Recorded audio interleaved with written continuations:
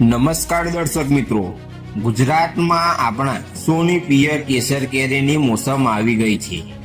ભાગ્ય જ કોઈ એવું હશે જેને કેસર કેરી ભાવતી નહીં હોય। કેરીનું નામ સાંભળતા જ લોકોના મોઢામાં પાણી આવી જતું હોય છે।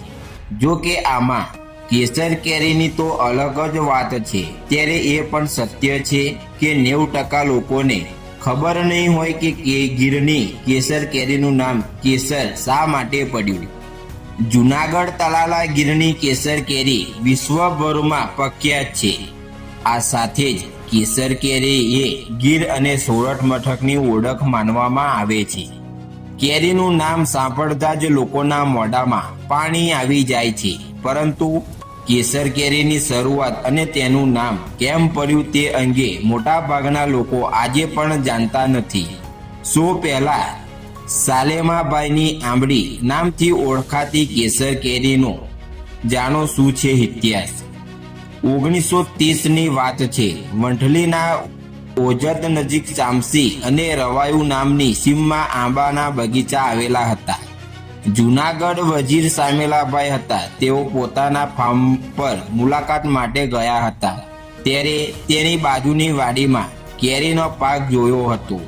આ કેરીના પાક કરડિયામાં પેક કરીને પોતાના માંગરોળના મિત્ર જહાંગીર મિયા શેખને ચખાડવા લઈ ગયા હતા।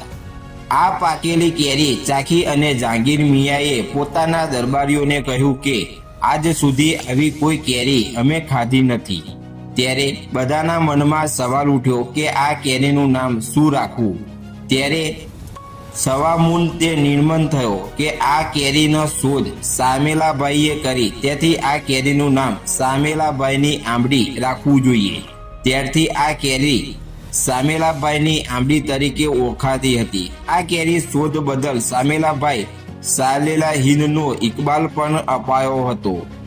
માંગરોળમાં થયેલી આ ઘટનાને જાણ જૂનાગઢના નવાબને થઈ। તેમણે આ વિષય પર નિવૃત્ત સુધી પહોંચવા માટે બાગાયત શાસ્ત્રના નિષ્ણાત આયગર સાહેબની મદદ લીધી હતી।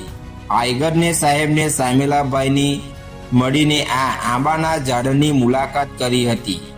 આયગર સાહેબ દ્વારા આ 97 કલમના વર્ધન માટે આદેશ કરવામાં આવ્યો હતો। આ કલમ તૈયાર થતાં ઝાડ પરથી ઉતારી અને જૂનાગઢમાં લાવવામાં આવી હતી। જૂનાગઢમાં નવાબના અનેક બગીચાઓ હતા, જેમાં જિલ્લા પંચાયત ગાઉન, સરદારબાગ, શક્કરબાગ, લાલઢોરી, લાલબાગ આ વિસ્તારોમાં કલમો લગાવાઈ હતી। 1934માં આ આંબામાં ફળ આવ્યા હતા। આંબામાં હાર્વેસ્ટિંગ કરી તેને ઉતારીને પકવવામાં આવી હતી। ત્યારબાદ ફરીથી દરબારની અંદર માંગરોળની ઘટનાનું પર્વતાન કરવામાં આવ્યું અને દરેક દરબારીઓ પાસે આ કેરી વિશે માહિતી પૂછવામાં આવી હતી। આથી દરેક દરબારીઓ દ્વારા કહેવામાં આવ્યું કે આ પ્રકારની સુગંધ અને રેસાવાળું ફળ હજુ સુધી ખાધું નથી અને આ ફળની મીઠાશ કેસર જેવી છે। આવું કહેતા જ આ કેરીને કેસર કેરીની માન્યતા આપવામાં આવી હતી। આમ કેસર કેરીનું નામકરણ થયું। આવી રીતે ફળનું નામકરણ થયું હોય તેવી ઘટના ભાગ્યે જ જોવા મળતી હોય છે। ત્યારે નવાબીય કાળમાં થયેલી આ કેરીનું આ નામકરણ આજે લોકોના વાંચમાં પણ ખૂબ જ રસ છે।